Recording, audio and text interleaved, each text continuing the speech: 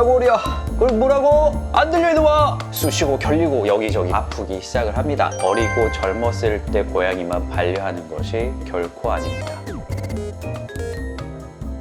안녕하세요, 미아홍철 김명철 수의사입니다. 사람도 나이가 들게 되면 여기저기 쑤시고 아프고 몸이 성한 데가 없습니다. 고양이들은 과연 어떨까요? 우리가 어떻게 잘 케어해야지 잘 돌볼 수 있는지 오늘 한번 알아보도록 하겠습니다.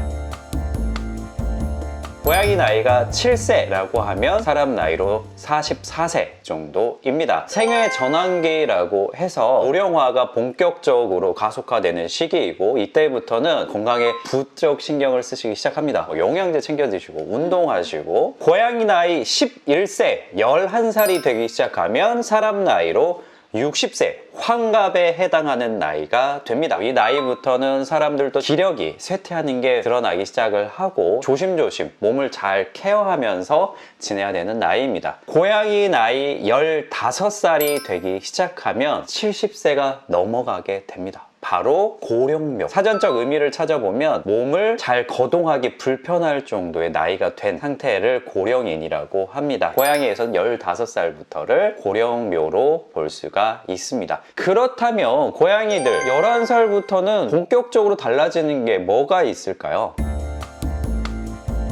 시력, 청력, 후각, 몸의 활동성, 모든 감각이 떨어지기 시작합니다. 가장 이제 눈에 잘 보이는 게 고양이들이 냄새 맡는 능력이 좀 떨어지면서 기존에 잘 먹었던 사료도 맛있어 보이지 않게 먹는다거나 멈칫하고 한참 냄새를 맡다가 먹기 시작하는 경우가 생기게 됩니다. 사람처럼 단순히 미각에 더 의존해서 음식 맛을 느끼는 게 아니고, 고양이들은 후각과 미각, 이 두 가지를 같이 사용해서 미각을 느끼기 때문에 후각 능력이 떨어지게 되면 아무래도 음식에서 나는 아미노산향 이런 것들이 잘 느껴지지 않겠죠. 그렇기 때문에 음식을 데워서 급여하시는 게 도움이 될 수 있습니다.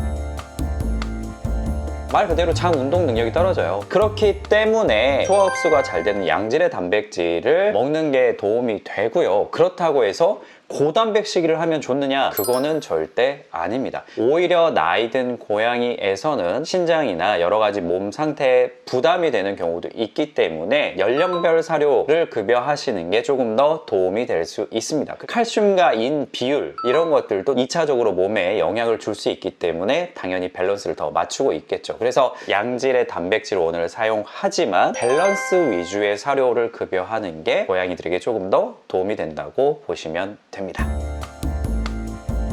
한 유명한 수의학 전문 홈페이지에서는 나이 12살을 넘어간 고양이들 중에 90%가 관절염의 소견을 보인다고 합니다. 정도의 차이만 있을 뿐이지 온몸 관절이 쑤시고 아프고 하는 게 어느 정도씩은 생길 수 있다는 이야기인데요. 퇴행성 관절염, 주변의 어머님들 얼마나 힘들어하고 고통스러워 하시는지 보신 적 있으실까요? 고양이들도 아픈 걸 숨기기 때문에 그 티를 안 내지만 퇴행성 관절염으로서 많이들 고통받고 있습니다. 활동성이 갑자기 줄어들고요. 평소에 한 번에 올라가던 이런 식탁 높이도 두 번에 거쳐서 의자를 밟고 올라간다거나 한참 동안 식탁을 이렇게 보고 있어요. 뛸까? 말까? 예전에는 그냥 무조건 고민 없이 그냥 한 번에 뛰어 올라가던 그 높이를 한참 고민하다가 뛰어 올라갑니다. 이 모습을 보인다고 하면 우리 집 고양이가 관절염 소인이 있을 수 있다. 정말 심한 경우에는 다리를 절뚝거린다거나 파행이라고 불리는 정상적으로 걷지 못하는 모습을 보일 수 있지만, 이런 경우는 정말 심하게 통증이 왔을 때고요. 일상생활에서는 계속해서 고민하고 포기하고 돌아선다거나 하는 모습을 보이는 것으로 보호자분이 먼저 눈치채셔야 되기 때문에 잘 관찰해 주시고요. 통증 관리가 정말 중요합니다. 소염 진통제를 사용할 때 항상 주의하셔야 되는 부분은 위장관 장애와 신장에 무리를 줄 수 있기 때문에 그 용량과 용법에 대해서 수의사의 정확한 가이드에 따라서, 그리고 중간중간 팔로우업을 하면서 구별을 해야만 안전하게 사용할 수 있다는 점입니다. 독약 아니야? 라고 생각하시는 보호자분들도 정말 극히 일부 있으신데, 쑤시고 아픈 그 고통 속에서 매일 스트레스를 받고 사는 거, 안전한 방법을 지켜가면서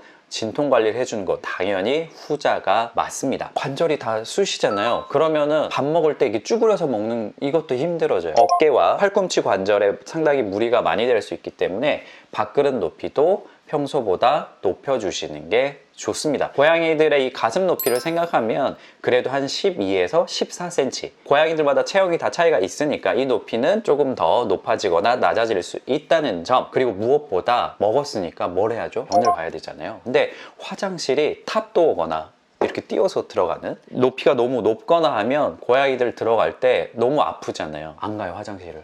최대한 버텨요. 이런 것 때문에 심각한 변비 증상을 호소하는 친구들, 배변 배뇨 실수를 시작하는 경우가 있습니다. 화장실 근처까지는 가는데 화장실 주변에다가만 대소변을 보고 그냥 돌아오는 경우. 이놈의 새끼야, 나이 들더니 치매가 아닙니까? 그거 아니에요. 심한 관절염 때문에 그럴 확률이 높다라는 점. 그렇기 때문에 걸어서 이렇게 들어갈 수 있는 높이에 편안하고 안락한 화장실, 위치도 좀 더 일상생활 공간으로 들여두시는 게 좋습니다.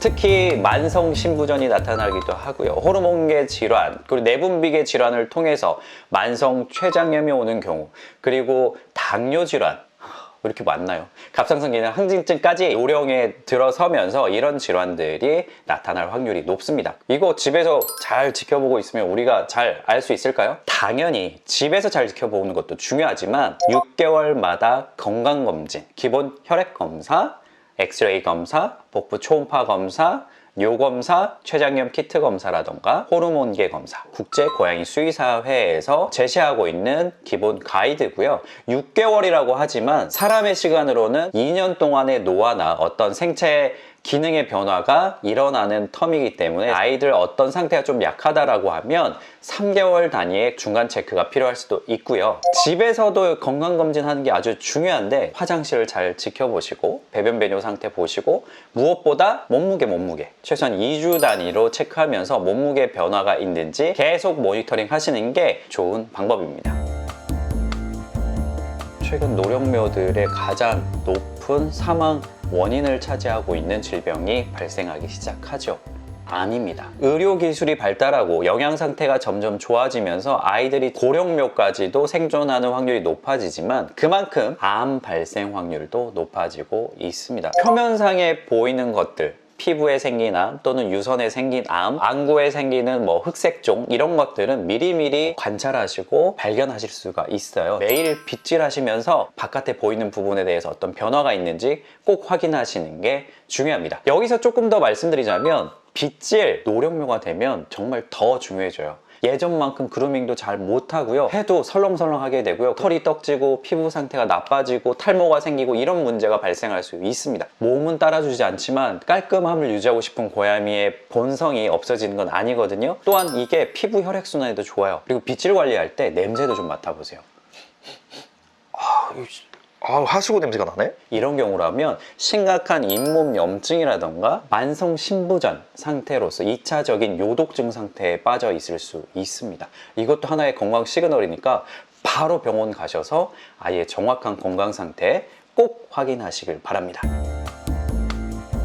체온 조절 능력도 떨어져요. 점점 따뜻한 곳을 찾아가는 확률도 높아지고요. 꼭 햇볕색과 푹신푹신한 거 준비하셔가지고 고양이들이 편안하게 일건요, 쑤셨던 관절이 조금 풀리네, 이런 느낌이 들 수 있도록 해주십시오. 그리고 나이가 들어도 고양이는 사냥하고 싶고요.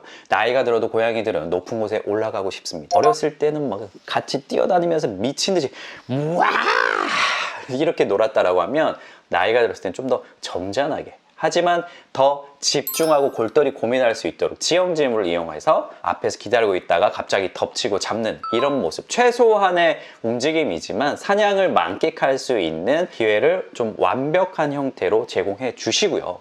그리고 캣타워 올라가는 높이도 건강한 상태에서 올라가는 이 간격보다는 좀 좁게 한 30cm 간격으로 스태퍼 간격을 조절해 주시는 게 아주 중요합니다. 가끔 노령묘 됐다고 없애버리는 경우 있어요. 올라가면 위험하잖아요. 캣타워 안 써요. 아닙니다.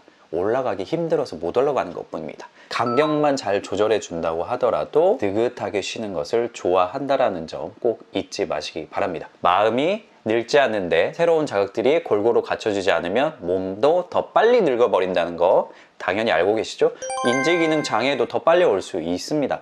계속해서 두뇌 자극을 해줘야 된다는 거. 갑자기 밤에 이유 없이 계속 배회하고 아울 밥 먹었는데 돌아서고 나서 다시 밥 달라고 한다거나 보호자분을 알아보지 못하고 으르렁거리고 공격성을 보인다거나 이런 모습들이 15살 전후로 해서 고양이들에게 나타날 수 있습니다. 인지기능 장애라는 게 여기저기 쑤시고 아프고 몸 컨디션이 안 좋을 때 보이는 모습과 구분하기 어려울 수 있기 때문에 육체적인 부분에 있어서 문제가 있는지 없는지를 먼저 체크하고 먼저 도움을 주고 나서 인지기능 장애가 있는지 판단하시는 게 오히려 맞다라는 점. 대부분 밥을 잘 못 먹거나 침을 흘리거나 사료를 먹다가도 갑자기 부르르 떨면서 떨어뜨리고 엄청 먹고 싶은데 못 먹는 경우들이 생겨서 이제 보호자분들이 알아차리게 되는데, 치아 문제가 생겼을 때 나이 12살에 처음으로 병원에 왔다. 대부분 치석이 치아만큼 하나씩 더 붙어 있고요. 치석이 파고들어서 잇몸이 거의 남아있지 않는 정도. 그리고 치석 제거를 하면 진짜 이빨이 톡톡톡 떨어져 버리는 그런 경우들이 있습니다. 치아 관리 어렸을 때부터 꾸준히 했다라고 하면 이렇게까지 심각해질까요? 어린 고양이일 때부터 꾸준히 스케일링도 꾸준히 하시기 바랍니다. 이 이야기만 기억하시면 우리 집 고양이 평균 수명 3년은 늘리실 수가 있어요. 빨리 시작할수록 이 세 가지만 하면 우리 집 고양이 3년 수명 늘릴 수 있습니다. 첫 번째, 약 먹이기. 나이가 들면 들수록 먹어야 될 보조제, 관리, 약물 기하급수적으로 늘어납니다. 특히 캡슐약으로 먹어야만 되는 것들 너무 많아요. 사전교육 완벽하게 해 두시면 좋습니다. 다음, 이동장 교육.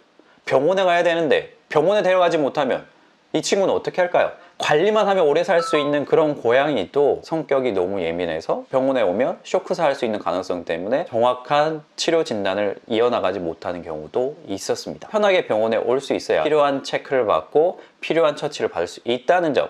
그리고 마지막으로 이닦기 관리까지 이만 잘 닦아도 스케일링하는 횟수 훨씬 더 줄여줄 수 있고요. 훨씬 더 튼튼한 치아를 가지고 아이들이 아파하지 않고 맛있게 사료를 잘 먹을 수 있습니다. 치아 관리 지금이라도 늦지 않았으니까 바로 시작해 주세요. 어떤 분들은 5가지, 6가지, 뭐 7가지 좋다는 거는 사람 거부터 반려동물용까지 그냥 온갖 거를 다 먹이시는 분들이 있습니다. 이런 거는 오히려 아이들한테 부담될 수 있고 그 효과도 떨어질 뿐더러 고양이들이 이걸 먹는 데 있어서 너무 스트레스를 많이 받았기 때문에 저는 추천드리지 않고요. 이것만 그냥 기억하세요. 유산균, 오메가3, 종합 항산화제, 이 정도 개념에서 아프지 않는 고양이라고 하면 기본 영양제로서 충분합니다. 대신에 우리 집 고양이가 정말 몸서리치도록 싫어한다면 저는 영양제 바로 끊으라고 말씀드립니다. 영양제는 하루만 먹는 게 아니에요. 그냥 사료 먹듯이 계속 아이 상태를 유지시켜주기 위해서 먹는 건데, 이 스트레스가 오히려 크다라고 하면 이걸 억지로 먹이는 게 오히려 좋지 않거든요. 영양제는 고양이가 먹을 수 있을 정도. 노령묘는 몇 살부터 되고 노령묘가 되면 어떠한 증상들과 모습들을 보이게 되고 집사들이 어떻게 알아차리고 잘 케어를 해야 되는지에 대해서 쭉 알아봤습니다. 어리고 젊었을 때 고양이만 반려하는 것이 결코 아닙니다. 조금은 집사들의 희생이 필요할 수 있는 그 시기까지도 얼마나 잘 케어해 주는지가 이 친구의 전체 수명을 책임지고 보살피겠다는 바람직한 집사의 자세가 될 겁니다. 너무 건강하고 팔팔한 나이라서 절대 아프지도 않을 것 같고 늙지도 않을 것 같지만 조금씩 나이 들어갑니다. 저희 집 사모님과 애기씨도 언젠가는 생애주기 전환기도 올 거고요. 그리고 노령묘가 되고 고령묘가 될 때까지도 제가 케어할 수 있으면 정말 소원이 없겠습니다. 자, 모든 집사님들의 반려묘가 21살 고양이가 돼서 편안한 상태로 무지개 다리를 건너는 그때까지 집사들의 책임은 계속 이어집니다. 당장 3가지는 바로 실천해야겠죠. 반려묘들의 삶과 복지를 높여주시기를 부탁드리겠습니다. 오늘 컨텐츠가 유익하셨다면 구독과 좋아요, 알람 설정까지 부탁드리겠습니다. 그러면 다음 시간에 또 만나요.